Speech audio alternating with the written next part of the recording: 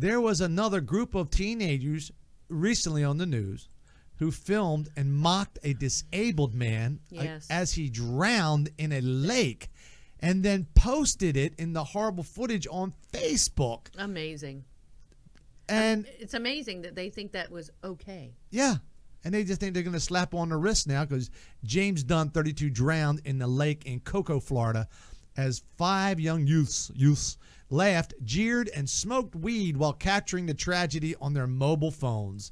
Public outrage over the sick clip reached fever pitch on Friday after prosecutors revealed that under state law, people were not required to provide or seek aid for those in need. So the teens may not even face any kind of criminal charges. There's nothing to do. Now, that's the guy that drowned, and I heard some people say, well, he's all tattooed up. Well, you know, if you were a disabled guy in a wheelchair or whatever, you'd probably look to do something artistic too. So don't judge the man on his tattoos, all right?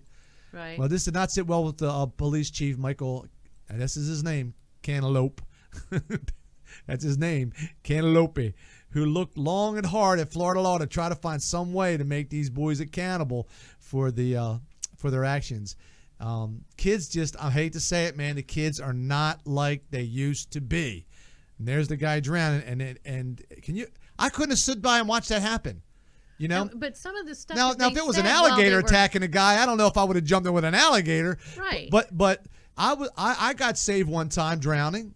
It was in the middle of winter. I took this young lady out on a canoe. We were in the middle of the lake. The canoe tipped over. I was soaked to my bone with a big jacket. I was drowning. I was going to die. Some guy showed up by the grace of God. I don't know where he came from because this was a very remote area and all the places were closed up. Shows up out of nowhere. I swear to God, it must have been an angel. Grabbed garden hose out of his trunk and said, "Hold on," and he put the 2 pieces together, and I'm swimming like I'm drowning because I am, and he threw me the garden hose and saved my life.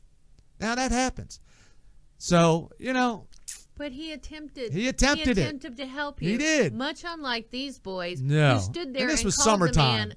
They actually called him a dumbass. I know. Ain't nobody fixing to help you. That's what he said. Another teen yelled out, "You ain't dead yet." Another teen. And they continued to film this man until he took his last breath. Somebody's got to speak some religion to these boys. You got a cell phone and wow. it doesn't dial 911. You got a deficiency, man. And these kids are, I don't know what is wrong with them. They suffer for the rest of their lives. Sad, I hope sad. those last moments of that man's face going under the water will haunt them for 16, 15, whatever, and to be able to stand there so stern and look at a man drowning in water and feel you have no responsibility to try to help him whatsoever, but yet yell at him and say, "Go ahead and take your last breath." Yeah, that's tough, you know. And what are you gonna do with the kids nowadays? I mean, have a talk with your kids, okay? If they're that